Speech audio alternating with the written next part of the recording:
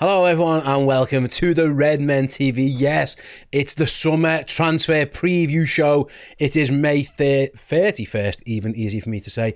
The summer transfer window opens very, very shortly. Liverpool will have a new head coach tomorrow, the beginning of a new era. What will that mean for the squad, incomings, outgoings, and all that good stuff? Here to chat about that with me. I've got Jay Pearson and Empire of the Cops, Peter Kenny Jones. I'm made up that this is the panel I've got, guys. Before we start very, very quickly, because Peter, your job means that you have to be up to date with all the comings and goings at Empire of the Cop. You guys cover it every single angle. And Jay, you're a bit of a transfer cynic, I think it's fair to say. and I mean, and actually that's a really good thing in that you're always very cynical of things until they happen, kind of thing. Yeah, exactly. Which I think is brilliant. So I think the balance here of me and Peter getting overly excited about transfers and you bringing us down a bit could be a really good a really good foil for us both.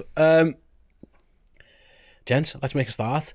Let's talk about the lay of the land, Pete, before we talk about any incomings and outgoings. Liverpool, obviously we know, new structure, obviously Michael Edwards in charge of FSG's football, Richard Hughes hired as Liverpool's sporting director, new head coach arrives at time recording tomorrow, he's in charge. I was thinking after the madness of maybe last summer in particular, do you feel like we're going to go more back to a Liverpool type summer where you can half predict the type of players they're after? Because last year we went from putting British transfer records into a player who didn't want to sign for us, to signing a 30-odd-year-old lad from the Bundesliga, to meeting a release clause for a lad who maybe the sporting director at the time thought might have been too much money. It felt very chaotic last year. Yeah. Do you think we're going to get more serenity this year? Well, that's what Michael Edwards does, and but we don't know what the football's going to be like, but we should know what the window's going to be like, and that's probably going to be Wataru Endo style signings, in that we didn't know anything until they arrive. Obviously there's always going to be rumours likely to happen, but I think it's going to be cloak and dagger in the best sense, and you know we're no doubt going to be linked to probably half the world, because no one actually knows who we need, what our formation is, who we're going to sign. But I think it's going to be a few surprises, a few good sells in terms of getting good money in, and a few players that we've either never heard of or didn't know we were going to sign until it happens. Absolutely, Jane. We'll talk about outgoings in a minute as well, but we already know two players have left the squad in Joel Matip and Thiago Alcantara. Obviously not much, no money comes in terms of transfer fee, but Thiago in particular, big earner. I think he was the third highest earner at the club. Joel Matip was on a decent contract himself as well. So already, if you're comparing the squad now to last year, although both those players, Thiago kicked the ball one game, Matip played half a season and he was gone. We didn't have them towards the end, but they were part of the squad. So if you're looking at numbers wise, like for like, there's already two positions that maybe Liverpool will be looking to fill. 100%. I think we looked at it, new centre half was probably the highest priority at the minute, isn't it? And we all love Thiago, but I've always said he's like a Walls Viennetta in your freezer. He's a luxury player. You used to buy that KFC and get the Viennetta once every couple of months you're allowed it. And it's a shame really, because he is such a quality player, and we do need to replace that type of player in. But you talk about the wage bill there, mate. We're ran quite smartly as a football club. You don't see us being in the same breadth as what other clubs are being ran. So high earners, but you can replace those wages, and you can potentially replace them with a younger lad who's going to be on less money. So again, it's exciting. I suppose the final thing to mention here, Pete, as well, because talking wage bill, I think the first thing I want to speak about before we talk about potential incomings and stuff, there are three big players all about to enter their final year of their contract.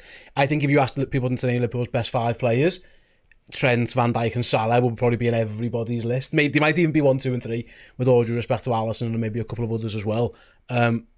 That is massive for Michael Edwards and Arne Slot. Before they do anything, they need to know the situation with those three players, because if they're coming and going, if they're staying, how much of my wage bill spent, it feels like, and there's already rumours about potential Liverpool signings, but it feels like they probably need to get those three situations boxed off as soon as possible before they can make informed decisions on everything else. Yeah, it obviously the summer and them not being here is going to hamper that a little bit, because they're probably not going to be able to have these chats if they haven't had them already. Obviously we're not sure, but they're probably not going to be able to sit down with the players and that for a good few weeks already, so that might actually hamper who they go and sign, because obviously if a Salah's going, you're going to have to buy a striker, aren't you? But yeah, I think the way Van Dijk's talking, it seems pretty certain he's going to stay, isn't he? And then you'd expect Trent to the same. Salah's a bit of a question mark, but you've just got to get them sorted. And as you said, I think most Liverpool fans would say whenever they want it, all three of them, just get them, sign them, because there's so much change in the club already. Losing players like that is just could make a big issue for us. That's where losing Thiago might help in terms of the wage structure, Jay. And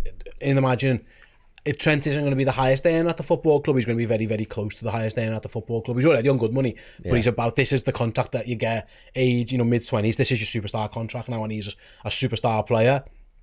A lot of that Thiago, 200 grand a week or whatever, might find its way towards Trent Alexander-Arnold, you would think. Yeah, I wouldn't argue with it. I think, again, he's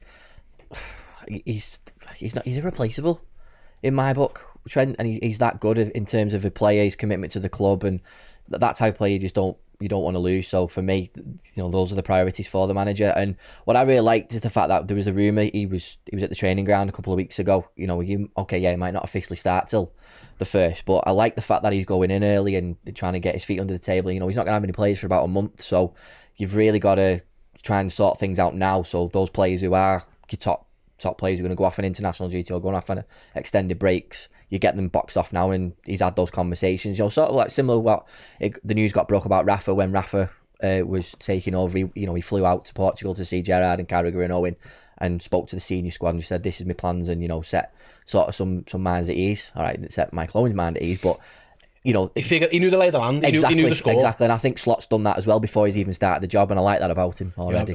Yeah, I'd like to think these conversations, although no one's officially in their roles, you'd like to think there's been some talk about it. Yeah, they are definitely things. I wouldn't be shocked if they're the things that we hear about first, new contracts, before you hear about signings, because you need to know. You absolutely need to know. Let's do potential outgoings first, then, guys, before we move on to the incomings later on. I think of all the possible outgoings, Pete, I'll start with you. Keith Kelleher's interview the other day with James Pearce. While it wasn't a I want to leave into, it was more respectful on that. It was, I want to be a number one. Alisson Becker's the best goalie in the world. I think I need to be a number one. I asked about leaving last summer, but I was asked to stay, and I did, and I'm glad I did. But it feels like now this could finally be the summer where Kevin Kelleher is sold. Liverpool, I'm sure, would like to keep him. He's under contract. He could keep him.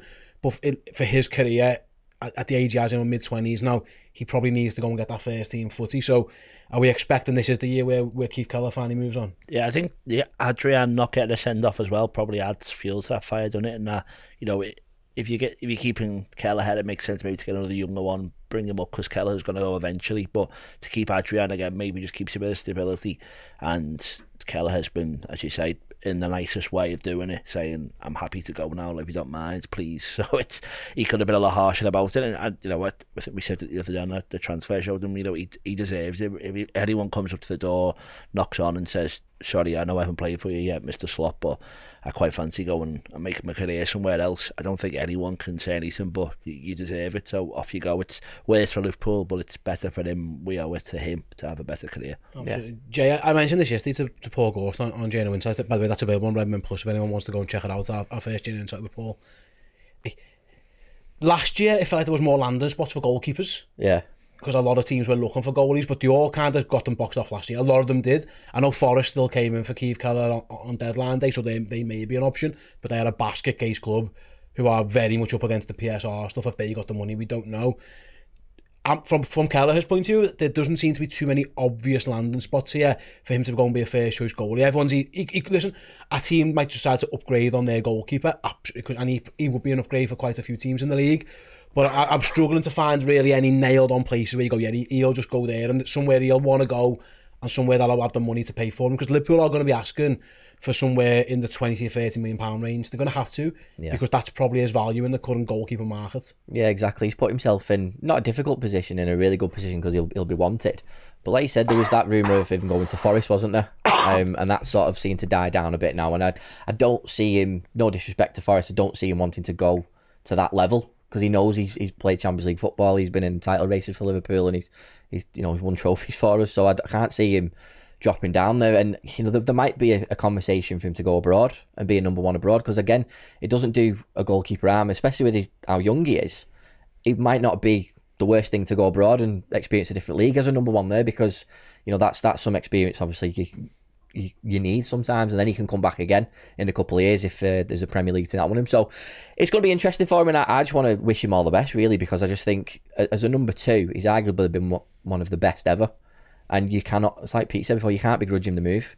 And no one wants anyone to leave Liverpool, and it's a brave decision to leave the club, but you've got to do what's best for your career, and I think he will get the support of us wherever he goes. I think wherever he goes, we'll be cheering him on. I remember listening to Conor Cody say this, Pete, like, at some point you've just got to go. Like, you're not gonna, if the guy in front of you is that good, he had like a Kelleher, and at the time he was actually a midfielder, so he was looking at even like the midfielders in front of him. He was never going to play, and it did him the world of good. So Kelleher, I understand his need to go. The only place I could think of maybe is Brighton. There was a link to Brighton a couple of years ago. Now they've been stuck between this Van Bruggen, Jason Steele. Like, they don't quite know where they're at. Because the other one was Brentford, but I think they seem quite happy now with Fleck. And again, Forest is the other one that Jay mentioned. They actually bid for him at the end of the last transfer window, so maybe they're an option. But if again, Liverpool are notorious, and Michael Edwards in particular are really good sellers. They will not be taking the piss out of.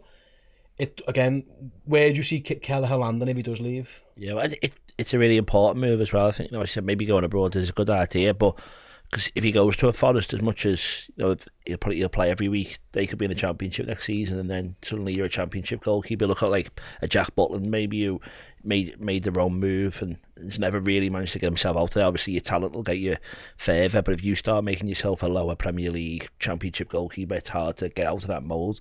So it's an important move for him, and as you said, we're going to want to get the money in. I think Nat Phillips has seen more than anyone that we're happy to look after ourselves as well, as much as we will all wish Kelleher farewell in the best way possible if the offer isn't there for us, or even if we can't get a good second choice goalkeeper. So I think there would be worries if Adrian's our second choice, because we'd have to go and buy someone else. So who's there for us as well is probably another argument to be had. But yeah, it's in the nicest terms. Hopefully, he gets the club that he deserves, which would probably, like a Brighton, would be good. He's great with his feet. He's arguably better than Alisson with his feet. So he needs somewhere like that where he can shine and show everyone how talented he is. But yeah, it's important that he picks the right club. Absolutely, we'll see how that goes. Again, Liverpool, like I say, tomorrow into the year, if James Trafford went for £20 million with zero Premier League experience, there's the benchmark for Kelleher. And Liverpool have done this before, Jay. They did this where a couple of times where they've gone, well, he's gone for that, therefore he's worth this. That's how they managed to get their money. They got Michael Edwards, got for like a Solanke or a Brad. He was like,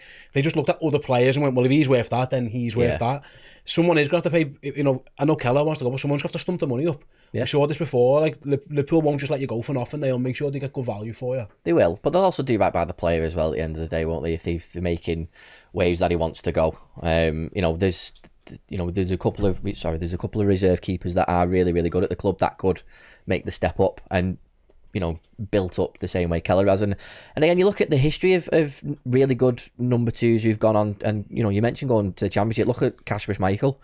When he made his Premier League debut for City, he kept like 4 out of 5 clean sheets, and then he was dropped. And then he never played for City again, but he went to Leicester in the lower league, and we all know how well he's done. So there's no shame in going down to the Championship at all. There's some fantastic teams there, and it is a tough league to get out of. And I think any team that he goes to and they get promoted, then he'll be one of the best players there. So he will have people knocking on the door. Let's just put it that way. Absolutely, I wouldn't be shocked if he goes abroad as well. It seems like the kind of lad who could get that done. Keep an eye on the Keith Kelleher stuff. I think we all think that this is probably the somewhere where he goes, provided, like say, someone stumps up the money. We talk about incomings later, by the way, when on the second half of the show, we'll mention a couple of goalkeepers perhaps. Do you believe, Jay, that there's ever smoke without fire? No, there's no smoke without fire in general. Because people can make the smoke artificially, which is annoying in this life. But yeah, there's always a little bit. Because I think Luis Diaz exit smoke is a bit thicker than perhaps we all... It depends if you want to keep him or not. That's another question. Well, there was a fart in the wind that just became this overblown shitstorm now with and I think, to be fair, if there was a flame, as our fella was kind of fanning it, with how much he loves Real Madrid and Barcelona. He had the light in his bum as he was farting just to make it like, he's obviously fueled that fire. He needed to shut up a lot of the time, to be honest. Senor Diaz was living his best life after having a real torrid time of things. He come out and he wasn't quick to keep his thoughts to himself. But I think of all the players, Jay, who've been like linked, he's the one whose name constantly a lot of reports in Spain and a lot around Barcelona. I don't even know if they've got the money, and around Paris Saint-Germain as well, who are about to lose Kylian Mbappe and are looking to replace him as well. I don't know. What's your thought on the Diaz situation? Do you see a world where he goes? Because I'm starting to edge a little bit more towards I'm starting to think that might be the case. Yeah, I've seen a world where we keep Diaz and he starts next season. I've seen a world where he goes, and he's one of those players where it will split the fan base, where some will say, I'm not too bothered if he goes, I'm not too bothered if he stays. You know, not opposed to other players that have left in the past. I mean, I look at a lot of the South Americans that we've had that have done really, really well. It's very hard to keep them from going to a Barcelona or Real Madrid. It's really difficult. No matter how well they do at the club or how well they've played and how much they are loved by us. Diaz is he's in that grey area, isn't he? Of some people don't rate him, some people absolutely love him and they love his output, they don't like his output. There is a case for both. I personally am not bothered each way. If he goes, sound, we'll get a bit of money for him, and then there's an extra space there for us to do something with that. If he stays, he's still got decent ability. He can build on what he's done, because let's face it, people will question his output last season, but he did carry the team for a little bit during that period with the young lads, and he did quite well, to be honest. Yeah. But that's where I'm 50-50. I'm like, not bothered if he goes, not bothered if he stays, but you know, I like what we've got. And you mentioned at the top of the show about me being cynical. He is what we've got right now, and I've seen him play for Liverpool. I know it can work. Yeah, absolutely. You're taking a gamble if you move on. I suppose, Peter, there are some players, if they knocked on your door, you know, I wouldn't mind leaving, you would fight tooth and nail to keep. I'm not quite sure Luis Diaz, age 27, going 28, is the player you would do that for. Like, if Trent knocked on the door, you'd be like doing everything you possibly could to keep Alexander-Arnold. And there's probably Alexis McAllister, you're like, we need to keep you. I'm not quite sure if the noise around Diaz is that he wouldn't mind the move. I'm not sure Michael Edwards, Richard Hughes, said to go, you know what, £80 million, 27, 28-year-old, not the worst idea. Yeah, I think his output is the worry, and I think, you know, he's probably our most consistent attacker last season. I think Núñez and Gakpo played more, but he was most available in that. I think he probably played the most 90 minutes. I don't have to start, but you know what I mean. I think the minutes he played were important ones. They weren't like in the Europa League or whatever. He was an important player, but at the same time, I think we're probably the same mood as he is that he's doesn't mind going, and neither do we mind him going. Like, he'd happily be a Liverpool player next year, and we'd happily have him. But as you say, it all depends on what Slot wants as well. You don't know whether that's going to work in his system. You know, maybe we want more pace, maybe you want more goals. It's hard to tell, but yeah, I think if the offer comes in, everyone shakes hands. We've had a good time. Let's go. Let's see what happens next. Absolutely. I'll say, for those who don't know, we are live on YouTube, and this kind of goes back to Jay's point before. He kind of splits the fan base, Luis Diaz. Charles says 100% he needs to stay. He is world class. And then Dave comes, anything over 60 million, then get rid. No end product. 2 years left on his contract. He is one of these guys who absolutely has split the fan base. And I suppose, Jay, it's how much. Is he pushing for a move behind it? We don't know. We won't know this. Liverpool are very good at keeping things in-house, but there are a lot of reports out there. And like I say, his dad's comments, and he could stop his dad talking in the press if he wants. I'm sure he could. That's what I was going to say, yeah. You know, Barcelona, Real Madrid, that's been his dream. He's not going to go to Real Madrid this year. They're about to sign Kylian Mbappe. They've got Vinicius. They're sound. Don't get me wrong. They've just spent the money on Jude Bellingham and stuff last year. They're not going to sign him. Barca is an option. If they've got the dough, I'm not quite sure they have got the money. And then PSG's out there as well as a club, like I mentioned before, with Mbappe leaving and having a big hole to fill. They're trying to spend. I mean, they do spend a lot of money, and £80 million for Luis Diaz will be good money, but it's not. They haven't gone Galactico crazy. I don't think they can anymore. I don't know. What's your sense how this is going to play out? Because we're all saying either way we'd be all right with it, but how do you see this one going if you were predicting it? I do see him leaving. That is my honest opinion, because I think there's been too much smoke from his dad. He could have stopped it, like you said before, mate. And you know, you said this before when I came into the studio before off camera. You said about PSG, and I hadn't even thought about PSG being an option because I was so thinking on the Spanish teams, and that could be another step for him where he goes there, and then all of a sudden he can blow up PSG, can't he? Anyone can blow up the French league. And be amazing, and he probably will be, because he's got that ability. But I just see a world where that will happen. I think maybe Slot comes in and takes no prisoners. He seems like that type of fella. He's just like, well, listen, if you don't want to play for the shirt, we'll move you on. And we've got one of the best sort of directorial teams of the transfer policy, or whatever you want to call it, in the world right now. And with all these big hitters coming back over the last few months for that backroom team, they've probably already got a list and gone, like you said before, if we get 80 million for him, you can't say no to it. I suppose as well, Pete, like, we don't know what their plans are for incomings, because I say they've already lost 2 players, because I'm always wary. You don't really want to be overhauling your squad too much. You want to make little tweaks here and there. They've lost 2 already, we know that. There's a very good chance Kelleher leaves as well. Diaz making it 4. We'll talk about another couple of names in terms of the first team players squad later. There is a world where, like you said before, you don't want to change too much too quickly. Arne Slot actually hasn't even looked at Luis Diaz properly yet. So that's my... I think he's probably going to stay as my... If I had to guess on it, just because I'm not sure now is the time where you'd make any decisions on it. He's about to go play Copa America himself, isn't he? So he's not going to be around too much anyway. But there is a side of me that listens to what Jay's saying is, if he's really asking to go behind the scenes and there's a team who wants him, I could also see it. That's why I think he's going to stay, but I can't say I'm sure in any regard. Well, that's it. And not to make this whole thing pointless, but none of us know anything, do we? So if we're just going to sit here and guess. You know what I mean? I think, I think if you... We're saying Kelleher goes, Mata, Thiago, and then if that's Diaz, that's a player in each position, which probably isn't a bad thing for a new manager to come in, and at least he can try and put his ideas into each separate position and target one area in those lines of where he wants the most improvement or change. So maybe it would make sense, and maybe it's quite a good thing for him in a way to say, like, you've already got an unbelievable squad. You've just got to add one to each position and see how it works. So maybe in that front, but it's we're just gonna have to wait and see. I think we've all said, haven't we? The right offer comes in. I think Luis Diaz goes, and I think everyone's happy with that. What do you think's gonna happen? What's in your prediction? He will go. Okay, 2 for 1. That's absolutely fine. But that's the thing. Like Pete said, you'd be happy either way because I love that type of player. I suppose. Well, Jay. Sorry to interrupt, Jay. Right. I suppose. Do a Carragher now. No, it's who comes in. Yeah, that's what I say, because stick or twist on Luis the Diaz. best ability is availability. I've always said that, and he can play a lot of games of footy.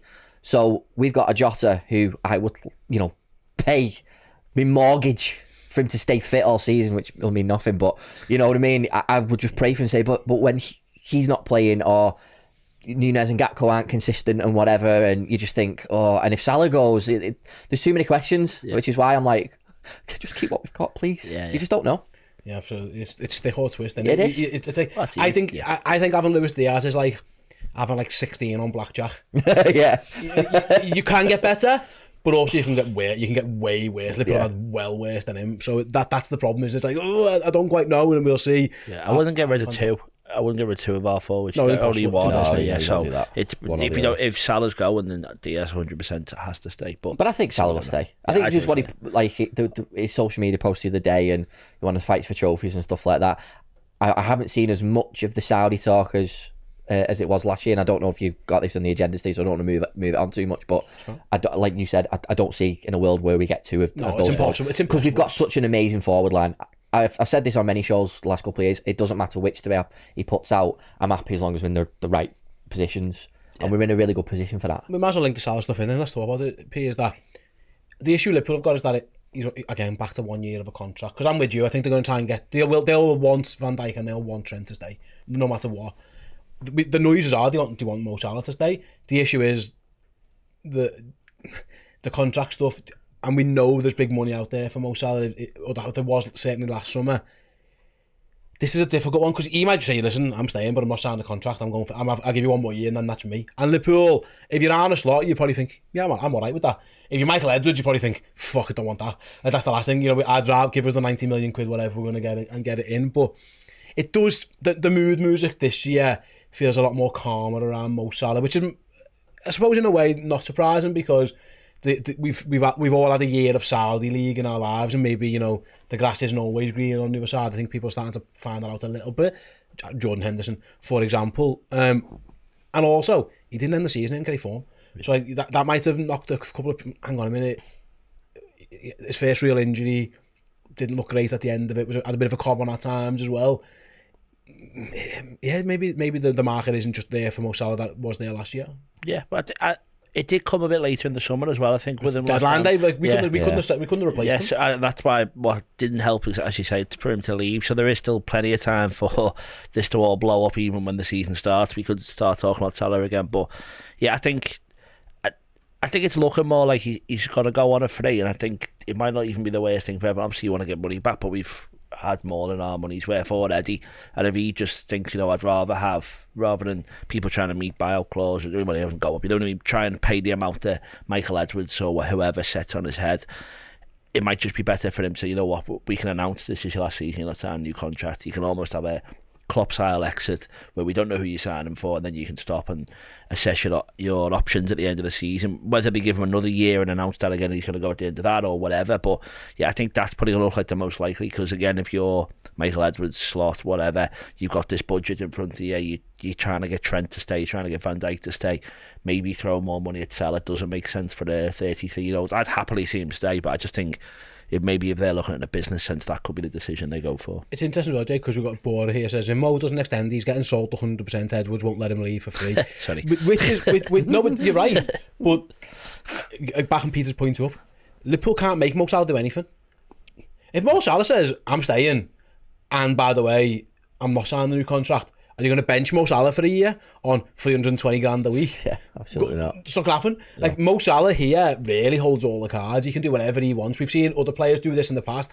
And I'm not saying Mo Salah's going to take the piss out of Liverpool or whatever. He's going to do what's best for him. And the best for him might just be, I want another year of Premier League footy. I'll have a little look what this fella's about. Yeah. Is this team, we've lost one of the greatest managers we've ever had. What's that look like for me? Because if I still want to win major trophies, I need to have a little look at this guy before I commit to anything. Like, Liverpool can't just sell Mo Salah. Mo Salah has to want to go as well. You can't just kick, because he isn't like, I don't know, with all due respect, like the 26th man on your squad who you can just put on the reserves and never put in the squad. He's Mo Salah. That's just impossible. You can't do that. So actually, it isn't really Liverpool's decision. Mo Salah holds a lot of the cards here. He does, mate. He's still one of the best in the world in that position, and you don't get rid of a player like that. And you said it perfectly there, mate. He will still want to fight for the biggest prizes. We're not that far off. I think, going back, I'm so excited to go back into the Champions League, because based on the tournament this year, I'm gutted we weren't in it, because we could have, let's just put aside the Europa League and all that sort of stuff, but, how it all panned out. But, up until that point, we were a decent side, you know what I mean? So I'm excited for it, and I don't think he will go, because he's a player like that always wants to play. He always wants to score goals. Even if, everyone was joking, wasn't it? Like, if there was a penalty in the last minute of the Wolves game, who's taking it? You're going to let Joe Gomez take it, or do you think Salah would? If Salah like, no, I want the goal scoring record. Yeah. He's that type of player, and I love that about him. So he's fitter than anything. He'll still be playing when he's 40. Yeah. So he'll want to fight for the biggest prizes at the top level all the time. Can't see it happening. He's another one, Pete, over than Saudi Arabia. I know if he's not keen on that, because that can come down the line if he needs it to. Again, landing spots, there aren't too many. Yeah. PSG's one, obviously, again, the Mbappe thing, and maybe they go replace a superstar with another superstar for the brand, and I would completely understand that. But there aren't too many people out there, I don't think, who've got the money and the draw. If Salah wants big wages, big transfer fee, which Liverpool would want, and to compete for trophies, there aren't too many of them knocking about, really, who would suit getting Mo Salah this summer. I can't really think of too many other than Paris, really. Yeah, well, that's it. It'd be Real Madrid, Barca, PSG, probably the ones to get him. Maybe a Bayern Munich, but, Barca haven't got any money. Real have already stocked up, as we said before. PSG would make sense. It's obviously, he's not Messi, but it's a Messi-esque signing, and he'll do a lot of shirt sales, and you know how big he'll be commercially. But yeah, I think, he'll surely be assessing his options, and I'm sure his agent won't be quiet about the fact if anything happens, because he's sending a few emojis out on Twitter or whatever he likes to do. But I think for him, it might even just be a case of, we could fall off next season, we could come 11th, and Slot could be the worst manager we've ever had. Hopefully that doesn't happen, and touch wood, we do well. But he could also think, but I'll give you till January, see where we are, because he could still go in the January. He could still have a little look around then, or he could say, I'm going to sign a contract because this is exciting, I'm going to be part of this, and we're going to be challenging for trophies again. So yeah, as you say, he's got a lot of power in his hands, and let's be honest, he deserves to have that power, because the amount of stuff he's done for Liverpool, we can give him 6 months or a year to make his mind up if he wants it. Yeah, absolutely. So Salah, we all think he's going to stay? I think he'll stay, yeah. Sound okay. I'm writing these down. We'll come back to these. See how right we were or right wrong we were. So far, all three of us think Kelleher's going to go. I think Diaz stays. You two think he's going to go for the right money. Yep, fair enough. And I think Salah stays. Is there anyone else you think might leave the squad this year in terms of first team squad? Obviously, like the likes of Nat Phillips might leave, and he wasn't really around as much. But the only other one I could maybe think of, Jay, was Tsimikas. Yeah, it's the only one. I haven't really seen any links away from him. But Liverpool have got Andy Robertson. If Joe Gomez is a viable left-back option now, which we think he really looks like he is, added to the fact that Conor Bradley's emergence means Joe Gomez now can be more available at left-back if you need him. Yeah. Kostas was not even on the bench at the end of last season. It's worth mentioning when players started coming back as well. Yeah. Is he one that maybe you could see moving on this summer? At this point, yeah. But again, we don't know what Slot's thinking. We don't know if he fancies him. I mean, it'd be very strange if he fancies him over Andy Robbo, but he might play it a certain way where he does require Tsimikas. So again, I just don't know. But who we're going to bring in? You know, I'm not seeing any amazing left backs being linked with the club or anything like that. I mean, it's something that, you know, Redmen can talk about over the next few weeks and stuff. So again, he's probably the one I can see, apart from a load of people going out on loan. Yeah, I suppose what could happen, Jason, is that we'll see what happens at centre back. But if he decides Joe Gomez is a centre back, just you're a centre back now, then Kostas probably has to stay. Yeah. Because then you're right. You're just going into a market for a backup left back. What's the point again? You've got one there who's serviceable. He's good enough to back for Andy Robbo if you need him to. Oh, do you know what? You just give me flashbacks. Cause I remember when Robbo signed, and I went on Reddit and Facebook and just screenshotted all the comments that said, like, we're getting a backup left back, we're getting a backup to Moreno, we need a first team player and stuff like that. And you've got to, that's where I get cynical, because you've got to trust the process. And I do retweet it from time to time, so at some point over the summer I will retweet that thread, because there are some belters in there, what people said about Robbo, about him being a relegated championship player and this, that, and the other. So you don't know who you can find. This is why we're not scouts, you know what I mean? Otherwise we would be doing the job. But it's always exciting, but again, it does hinge on what he does with Joe Gomez. I am pleased that Joe Gomez has played so well this year, because I didn't really want to see him leave, and I think he's played himself so well this season in various positions where he has the right to stay, and I do think that. I think you're right. I think Gomez is I know there was links, so I think we'll all think he stays. Yeah. Kostas, Pete, what do you think? It's a tough one again. I just think Robbo played less than half the games last year. I think him losing a bit of durability is a worry. Obviously not his fault, he hurt his shoulder and got injured, whatever. He's in his 30s. I just think now's the time to maybe get someone who could challenge him. Because I think if Robbo's out and he goes, or we sell him, Tsimikas isn't going to be the left back. We said there Kelleher would probably take the role of Alisson. I think we need a left back who could go and take the role of Robbo. And again, I don't really know too much about how Slot's going to play, but his fullbacks are quite inverted. Robbo hasn't got a right foot. He's unbelievable, best left back I'll probably ever see, but he's really not very strong on his right foot. So coming inside, I don't think would suit him either. So I think it's a good time to try someone, again, who is the big question, but someone who's younger, or someone in the Championship, whatever, or someone who could play that role a bit better. So if I was Tsimikas, I'd want to go. And I don't think it's a bad idea to get rid of Tsimikas either. But okay. I'm not trying to push that we sell all these people. It's but you know what I mean? No, yeah. This is predictions. We're guessing what we think is going to happen, not what should happen. Yeah. What do you think happens with Kostas then? I feel like I'm saying it all. I'll say he's got to go, just because he did a weird Instagram quote at the end of the season. I feel like he was very reflective, and I feel like also Olympiacos win the Conference League. I can't imagine that there isn't a part of him thinking, imagine if I was there for that, because that's probably like the biggest moment of their thing they've ever had. So I think he might be looking to go, and I could have more fun somewhere else. So sell. Yeah, I think the same. You think he'll go as well? Yeah. Yes, so do I. There we go, we're all on the same boat.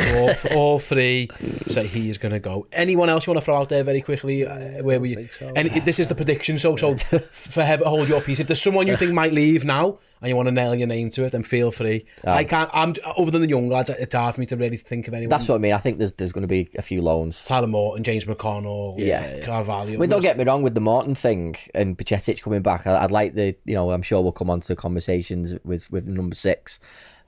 They have shown so much promise this year, you know what I mean? So I think loan deals will happen, but I don't want to.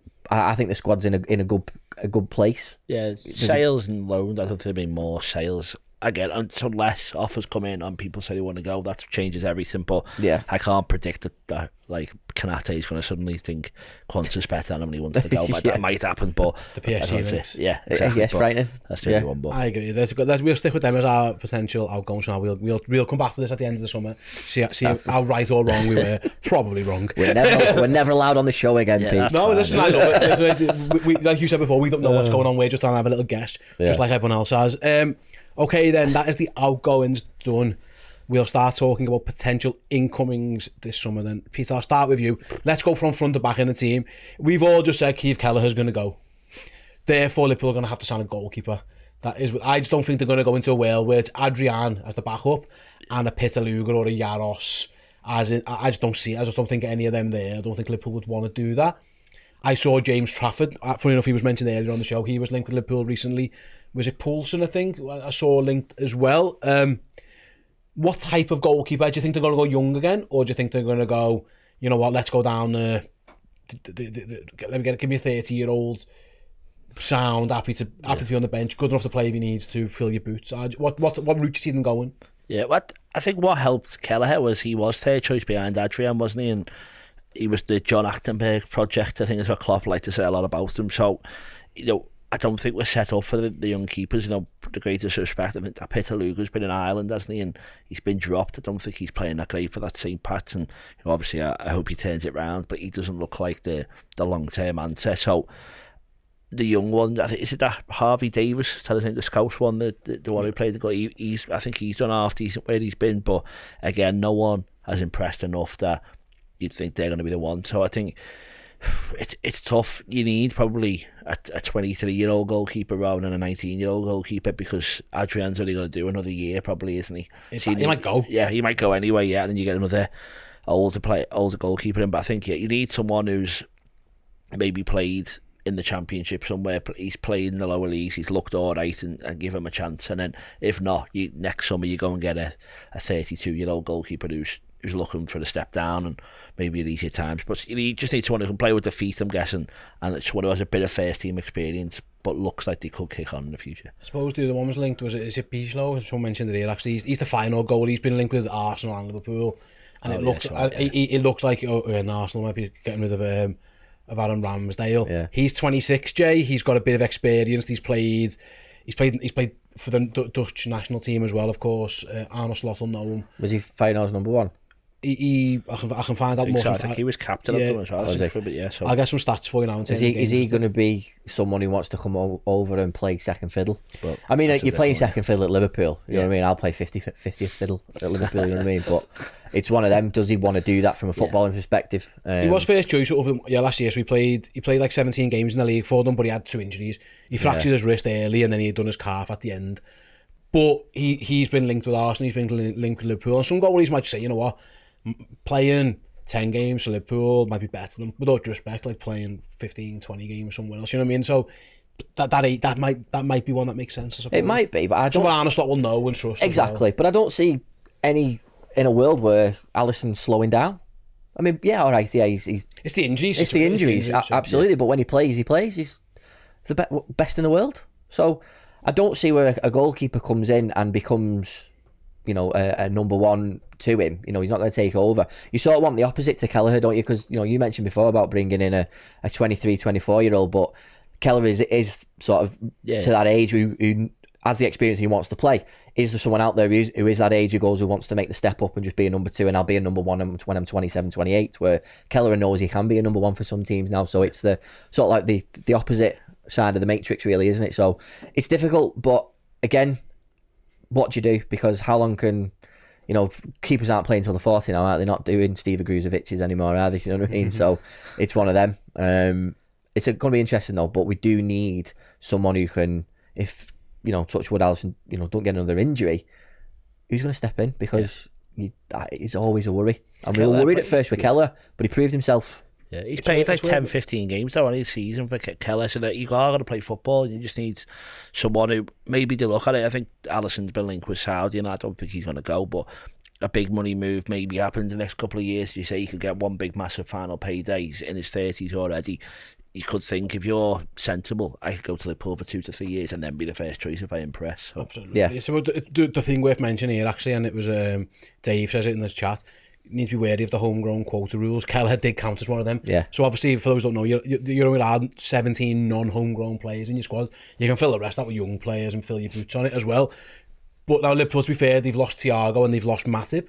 So there's a couple of spaces freed up there, but we are talking about maybe down the line a couple of signings. Jay, ideally, there's a reason Scott Carson's Man City's third choice goalie, because he helps them with that little quota. You don't waste a non-homegrown spot on your third choice goalie. Liverpool are not wasting, but Adrian is taking one of those up, or did last season as well. Ideally, they would like someone who, if you could, in an ideal world, you'd want your backup goalie or your third choice goalie to definitely be part of that. The 8 or so players who are homegrown. because all of a sudden you're just, like I say, you're limiting what you can do elsewhere. Yeah, exactly, mate. And if you have two goalkeepers that are number one, it's a recipe for disaster. Not to say that Arsenal have been a disaster, but it hasn't worked with two top quality keepers vying for the number one spot. You know, sometimes there's like a goalkeepers union. You know, if you listen to a lot of podcasts that are focused around goalkeepers, it's a different world where they are competing for one spot, but the best mates as well. So you need that as well, where they can lean on each other and support one another. So it's a worrying position. I don't think we should worry about it too much because Alisson isn't going. But over the next 2 or 3 years, like you said before, start planning for it. But I don't think it's something we need to worry about right now. No, it's just my worry is like with Kelleher going and getting an injury. Alisson's injury record suggests that he misses games, Pete. Yeah. And with more games next season and the Champions League that's extended, etc., etc., you don't want a world like listen, I say this knowing full well Liverpool won the title without Adrian in goal for 10 games, but that's different now. Yeah. Like that, Liverpool don't want Alisson Becker hamstring 6 weeks out and looking around and being unsure of their goalkeeper. That was the main positive of Keith Kelleher. Whoever you get's got to be good enough. It's gone are days where you can just sign a shy goalie because you know he's never going to play. This lad's probably going to play games whoever he is at some point next season. Yeah. You need to be off the level as well. Yeah, I think the bigger thing is, because it sounds big-headed, because we're so good, your goalkeepers don't have to be unbelievable. They have to be better with the feet than they do in goal if you're a second choice, because obviously you need both if you want to be first choice and challenging for trophies. But Alisson does probably more passes than he does saves. That's probably every goalkeeper nowadays. But I think with Adrian, the big drop-off with him was we couldn't trust him. He ended up being just kick it out because he tried it so much, it wasn't working. Yeah. Every time he got it, I think he just kicked it to Sadio Mane because he freakishly could win every header as well. But I think that is a massive worry. You need someone who can play football, and we saw with what Guardiola did at City with Bravo and that coming in, they weren't great goalkeepers with the hands, but they were basically just outfield players in goal, and you need someone who can do that. So again, whether you take the risk, you look at the stats, I'm sure there's a big spreadsheet somewhere, and whoever's got the best pass completion, it might be that you get someone like from Brighton. You know, they've got that Steele, isn't it, who plays decent footy. He's not the best goalkeeper, so I reckon we could end up risking it on that, a young English goalkeeper who's got good passing stats, and go from there. I saw the James Trafford links, Jay. The issue with that is like he's in the England squad now. And listen, he is young enough that he could go and be a backup for Liverpool and then move on further down his career, but he got benched at Burnley. It didn't work out well for him. But that's not a bad goalie. If you're him, do you go, well, do I want to play somewhere, or am I actually okay to go and sit on Liverpool's bench? Because he would probably be the perfect one for us. He would fit the English quota. He's of a level where you'd be okay. There's room to grow. Yeah. The difference is, of course, what you have to pay for him, because they pay 20 million quid for him. Yeah. And all of a sudden you're just wiping your face. If you're wiping your face with Keith Kelleher to James Trafford in terms of money, it's like, you might as well just keep Keith Kelleher. It's a interesting one. In an ideal world, yeah, you would. But if Kelleher wants to go, then you might just have to do that. Yeah. And it's not a bad shout, really. You know, you'll again go back to Andy Robbo. You're selling for you're buying for 8 million, but you send Kevin Stewart the other way for 8 million. So it can work. Yeah, you know what I mean? So I wouldn't be opposed to it. I wouldn't say no to it because I think he's a top quality player. But you know, you said before about I'm playing for England, but that's not your day to day. You know what I mean? And you are right though, mate. You'll want to stay in that England squad, but you're not going to stay in the England squad if you're being benched at Burnley. Yeah. You know, if you come and be on the bench at Liverpool, but you're going to get a game. I mean, we look at the Champions League now. The way the group stage is going to be now, you can be so many points clear and safe in that position that you can. You know, the last couple of games of those 8, you can play and get that experience. So it's not a bad situation for him. And Aaron Ramsdale's in the England squad and he doesn't play for Arsenal. So Gareth Southgate, he seemingly isn't too bothered about that one if that's on his mind. It's hard. I'm not going to ask some names on goalies. It's too difficult. It'll be someone at some point. They'll pull some rabbit out of a hat. It's another show when Kelleher said, "I'm going." Yeah. Or he signed. He pitched with someone else. Then we'll do a show on it. We can start looking at some. We'll all pick a goalie shirt to wear and we'll do it again. Dave says David De Gea is still available for free if you want him. I don't think he would be free though. That's the problem. He want a lot of money to get him. Wages rise. Quite funny though. That would be go sit him on your bench. As long as no one in the media describes this new goalkeeper as a good shot stopper, because that will do my head in. And he's someone who can kick a ball. I think that's he's a good shot stopper. That's his job. It helps. It helps if you can do it. Let's move on to defenders then. We spoke before, Joel Matip's left. We'll see what happens elsewhere. Obviously, the emergence of Gerald Quansah and Conor Bradley last year, Pete, made this a little bit of an easier conversation actually. Because if you think of Liverpool now, at centre-back, they've got Van Dijk, they've got Quansah, they've got Konate. Full-backs, Robertson, Tsimikas, Trent, Gomez is both, I should have mentioned him in that one, and now Conor Bradley. There's 8 options there for a back 4 potentially. do you need a ninth? And if you do, who you getting? There's been links to Levi Colwell again. Is it Yoro, the young lad who's been linked with a lot of big teams around England and Europe as well, young player, which might be the route that they go down. Do you think they'll sign a centre-back? Well, Sepp van der Berg, I think, is an option to sign. If we didn't have him, I think he could possibly be linked. He's like at the top speed of any defender. He played a lot of football for Mainz. They all really liked him. He's playing first team football. Being linked with Brentford. Did he get Player of the Year? I think he's won some award. Yeah, nice guy award. I don't know, but he's best hair. Yeah, really quick. But he's I just think the options we're gonna get. I don't see why it's not worth having him there for the season. You know, he gets the club. He's Dutch, which probably will make a difference again. Why not just get him? Because I think, again, better the devil you know type thing. I think it's worth having him around. I think if he's out there and we're getting linked with him without him having any Liverpool connections, we go, yeah, just give him a go. If you want to bring him in as the fourth choice, which is what he's going to be. I'm not saying him and Van Dijk. I'm saying him in the League Cup games if he's happy to do that. I suppose, Jay, what makes me think that might not be the case is that Liverpool have openly put a price on him. It was like there's these reports in Germany saying he's available for like £4 million buyout clause or whatever, and Liverpool were quick to go, no, he's not. 20 million quid, please. If you want, and the fact that that got out there to all the same journalists at all the same time makes you suggest that's come from Liverpool Football Club, and the fact that Brentford and Southampton were the one rather I should have mentioned before who were all linked with them. Yeah, Liverpool don't put prices on players who they want to keep. No, I agree. That's probably why I'm suggesting he's probably going to go and just top the kitty up. So therefore, are they going to sign someone else? Yeah, I think that there's not a market that we look at in terms of centre-back on that level. We've got to go a couple of levels above someone who can just come in and partner Van Dijk straight away or fill in a gap a little bit, that type of thing. So I don't see a world where, no disrespect to Van den Berg, but again, he's probably got a stigma against him for years because it's always been, who did we sign after we won the Champions League, signed Sepp van den Berg. And we had a good look at him. He did play a good couple of games and it turns out it wasn't very good. According to, and he was loaned out, and I don't think he did very well at Preston either. But what I'm saying is, with time, Pete, is it gets to the point where at what point do you start becoming a decent player? You know what I mean? Like people said the same thing about Quansah. He didn't have a good loan period, but he'd done well in his second loan period, and then he's come and done what he's done. So you never know in footy, do you? But I do think we need to be going a level above Sepp van den Berg. As I know that player right now, we need a really top quality centre half. The thing with Preston was he played a lot, but he was a wing back. He not playing the right position. He didn't play centre back there. One of my best mates is a Preston fan, and he sends me tweets every day about Van den Berg saying, "I wish we could get him. Why can't we sign him?" All that. I know it's Preston, it's not Liverpool, and Mainz really liked him as well. So I think as much as we say, I feel like I'm the president of the Van den Berg club, but I just think if. When a team and the fans really like it, I think that's always a good sign. And all the Mainz fans really like him, all the Preston fans seem to really like him. So I just think the money that we're going to be spending and where we're going to be trying to strengthen, I think it's worth 6 months of having him behind Quansah and Konate, who have already proven that we can challenge for a title with those three options. So throwing him in as well, I don't think is the worst thing when so much else is changing. Yeah, it would make sense. But I haven't said I still think they're going to sign him. I do. I don't know who. I don't know. I think it might be a younger player as well. I think they might say to Van den Berg, £20 million, see you later, and then buy a young lad. Because the emergence of Quansah made this an easier conversation, Jay. Yeah. And absolutely, because you don't want to block him now.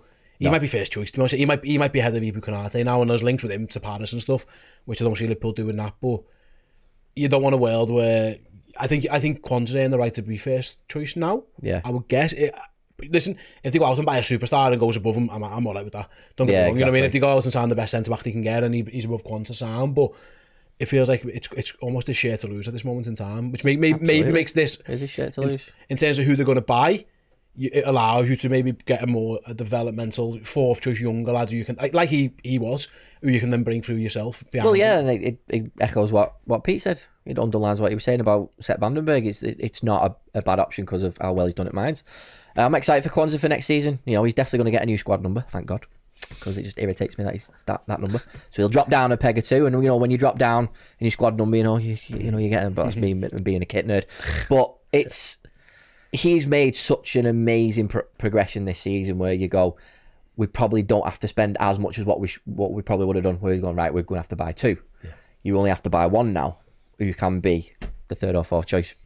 So we've all could be looking at Ragnar Klavan again, not him, but you know what I mean? Could it not just be a safe pair of hands, a Colo Torre, someone like that? Last 5 minutes. I just don't see this team. I don't see it either, but we don't know who this manager is. But like this first few years, it was never a terrible thing to just bring someone on who's, if it's they're firing balls in the box, he can head it out. He can sort of defend. Matt Phillips gets another game. Absolutely, yeah.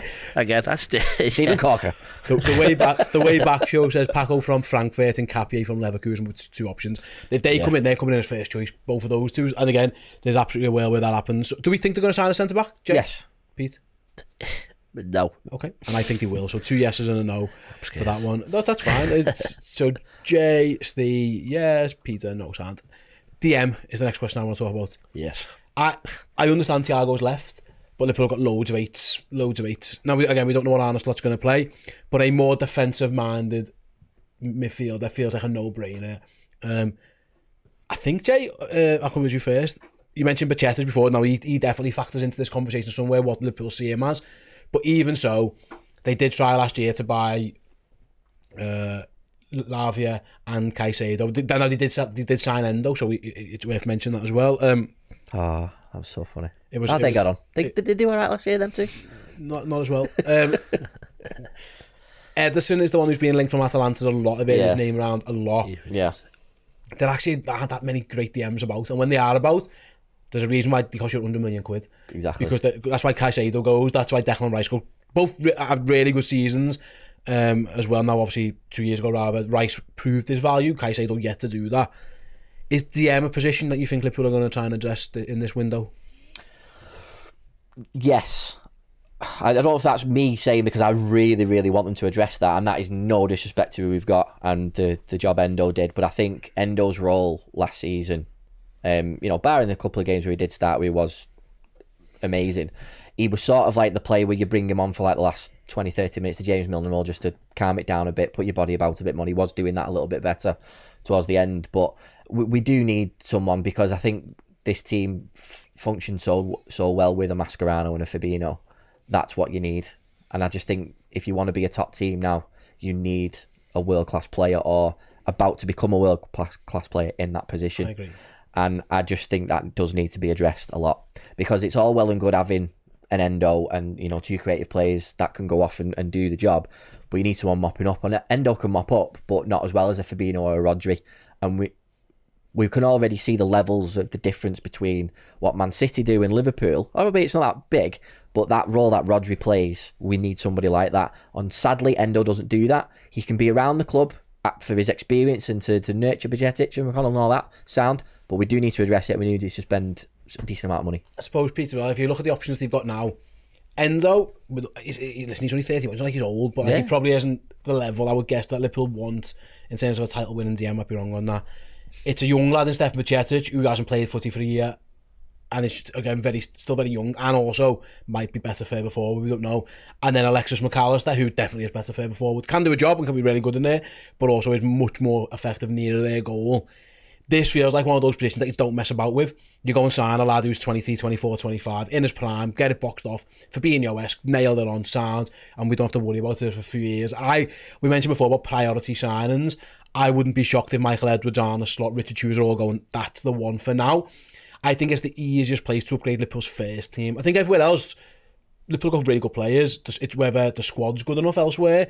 I think the M is the one you can look at and go, Start 11. Declan Rice, Rodri, Liverpool. They're the teams Liverpool are competing for titles with. You look around Europe, whoever else has got, Real Madrid in this year's Champions League, they've all got these elite level sixes. That's probably the one position rather where it looks like a glaring need, but one that you can definitely improve Liverpool's first team by upgrading. Yeah, well, I think Slot's got to want to have his identity on the team, isn't he? And I think, as you say, that's the easiest position for him to say, I like this type of player to play in that role. And again, we don't know what formation's going to play. A lot of people saying like 2 holding players there, but I think all the options we've got, as you said, are like square pegs, round holes, aren't they? They're all like stopgaps, or you wouldn't mind him playing if someone else was out. So I think that's the issue maybe with who we've got in that position. But so if we're saying that Slot does play 2 there, who would we play alongside this Rodri?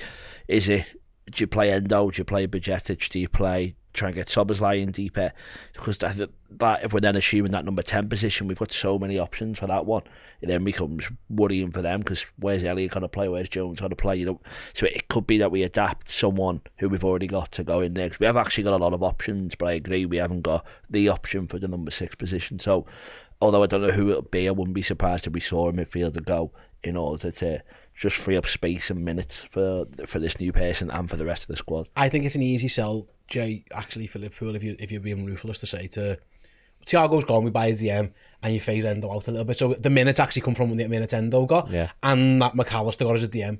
So whoever comes in is your first choice, and Endo is your rotational option behind that as well.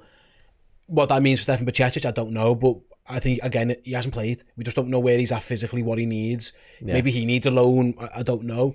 We've got some names here. Ederson's been linked a lot. DP says Ugarte is a beast and is available. So, yeah, there was reports that PSG had offered him around a lot of different teams.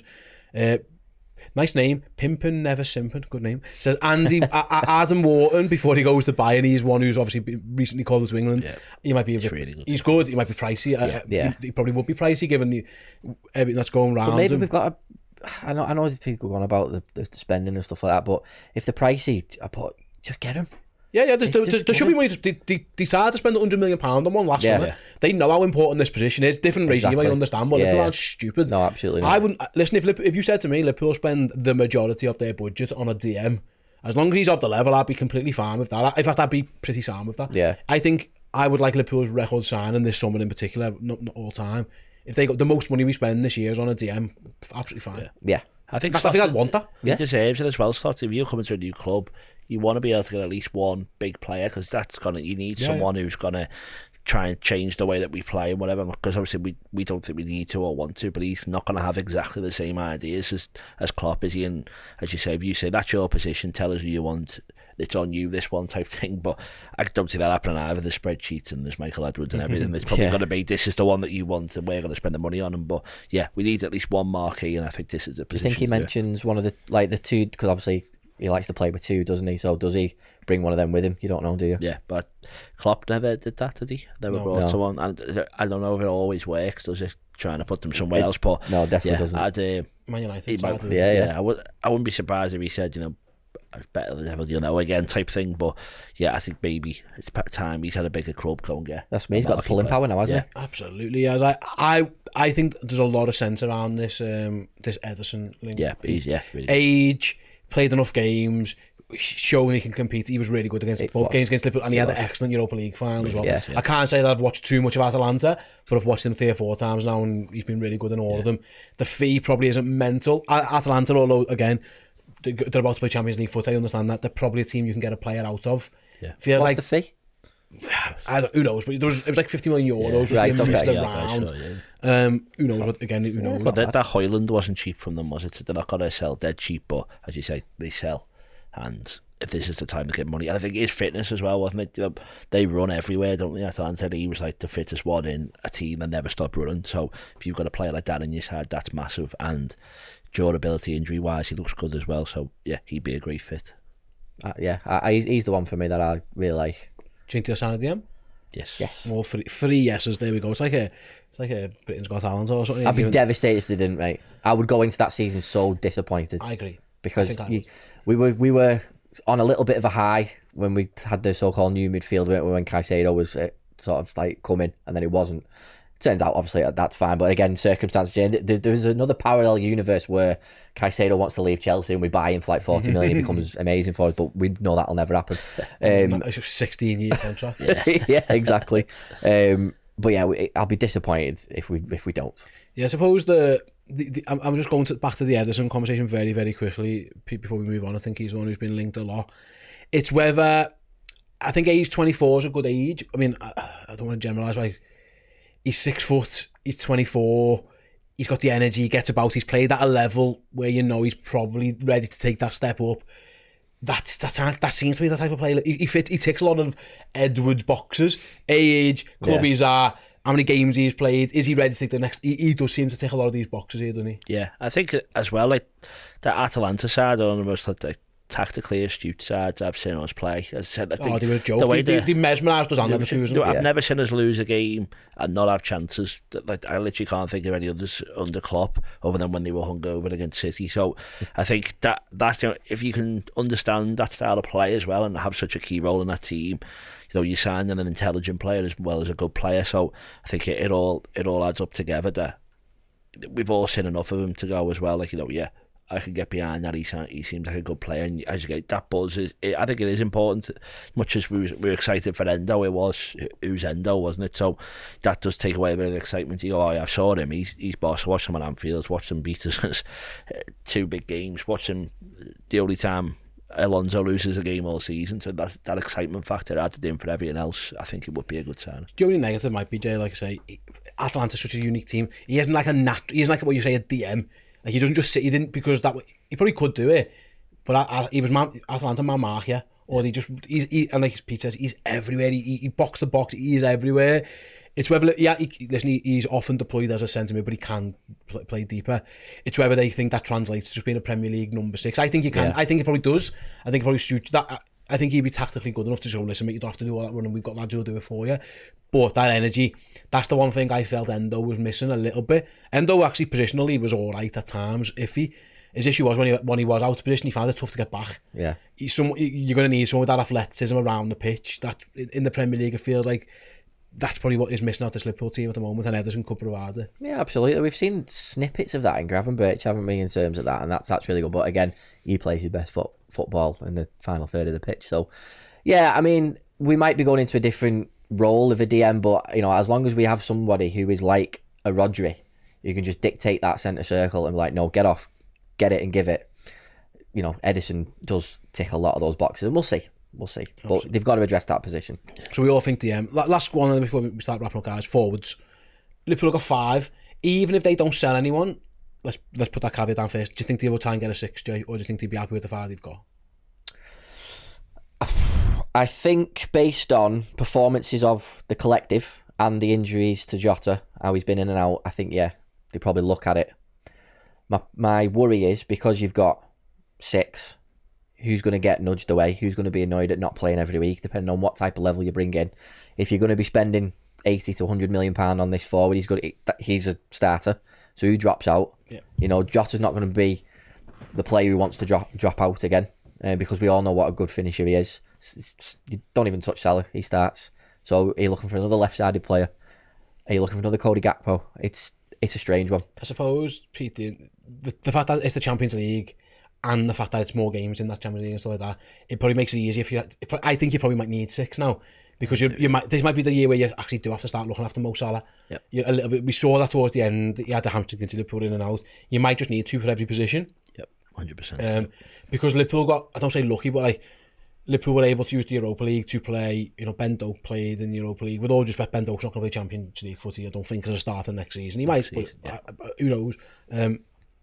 There were games where you could do a little bit more, FA Cup games and stuff like that, maybe, and you've still got young players there. But if I still think they need 6. So I think if they sell someone, they should buy 2, and if they don't sell someone, they probably should buy 1. Would you agree with that? Yes, because I think 5 subs nowadays as well. The strikers are the ones that you change out. That's what everyone does. The hour mark, even if you scored a hat-trick, you seem to come off. It doesn't matter, does it? So change 2 of your forwards, 2 of your midfielders, and 1 of your fullbacks. Everyone does it. Yeah. So I think that's the decision to make, and then I don't think Eddie, the forward line, will be disappointed with the minutes they got this season, other than Jota, but it's his fault. So I think, I've said before, I think Nunes played more games than anyone else. I think Gakpo was joint second. Said before, Diaz was probably our most reliable player. Then Salah got injured for a while, but other than probably West Ham, he played as many minutes as he probably wanted to. And then the same with Jota, it's his fault that he didn't get through more games. So you can actually afford to put another one in there. The subs are there.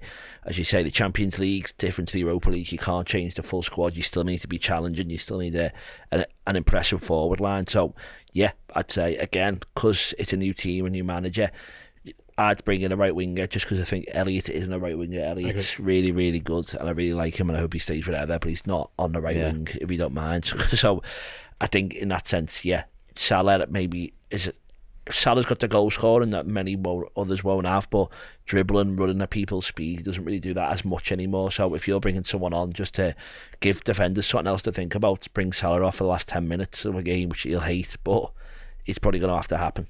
I'd love a forward who's going to get chalk on his boots. He's going to get to the byline.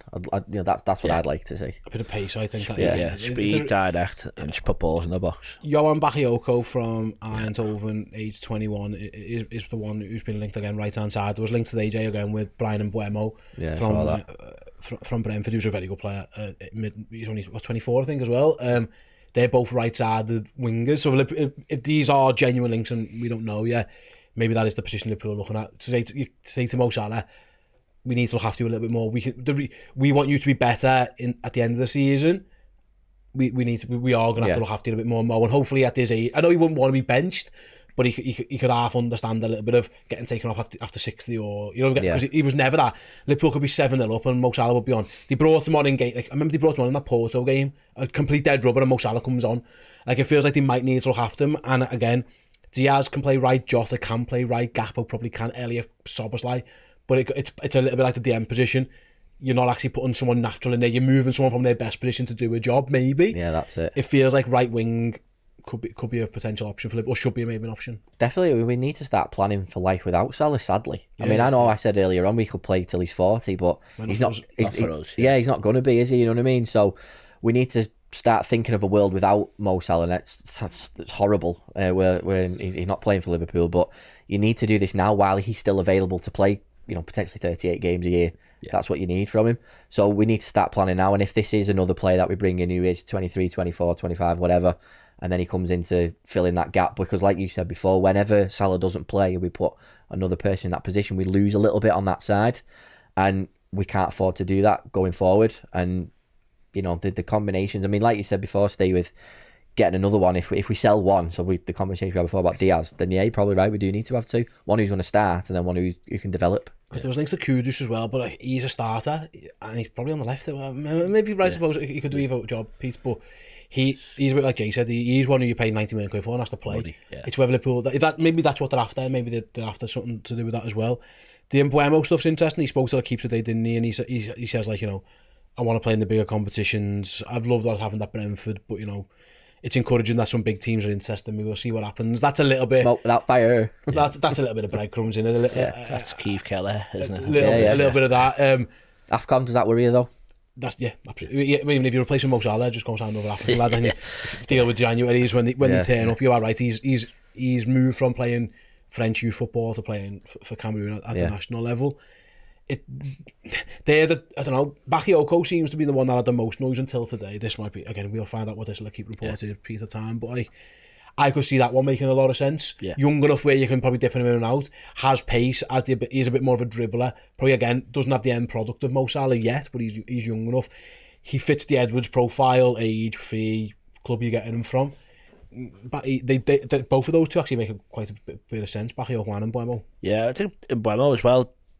Tony makes all the headlines for the reason performance on the pitch, but also off it, and for him to be next to someone like that and not attract the same negative attention, I think is quite positive as well. And as you say, he's someone who I think if you give him the offer of Liverpool, he's played at Brentford for a while now, he'll be chomping at the bit to come and play. I think he'd take the role of coming off the bench, playing every other game, whatever. So, and he's got Premier League experience.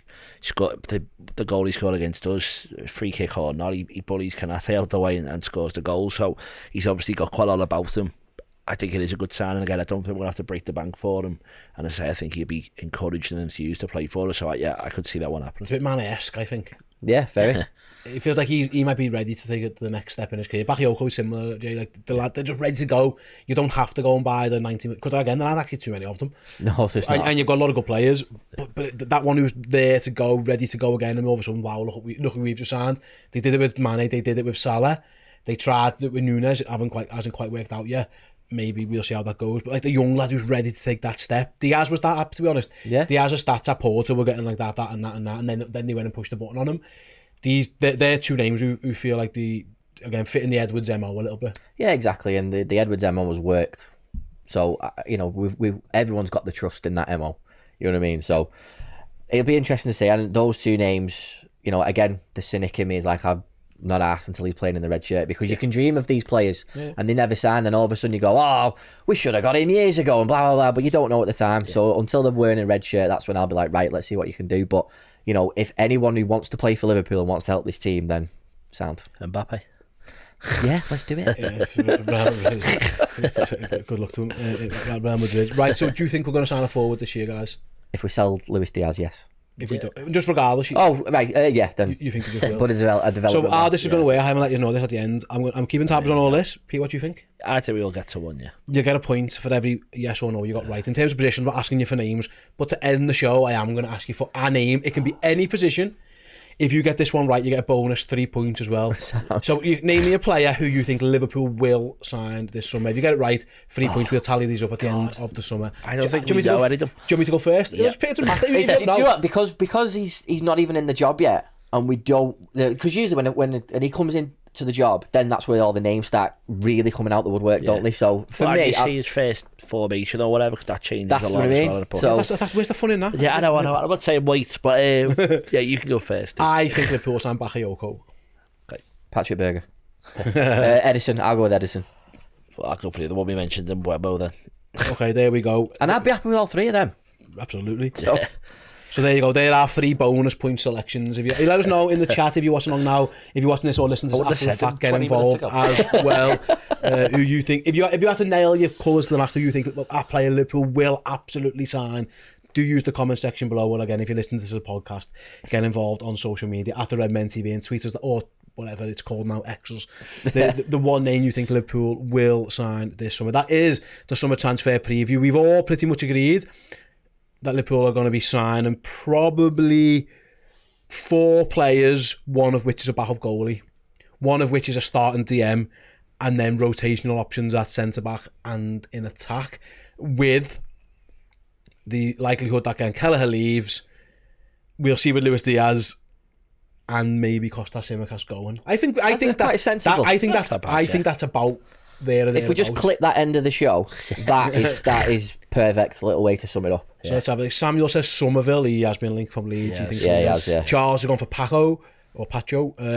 Let's see.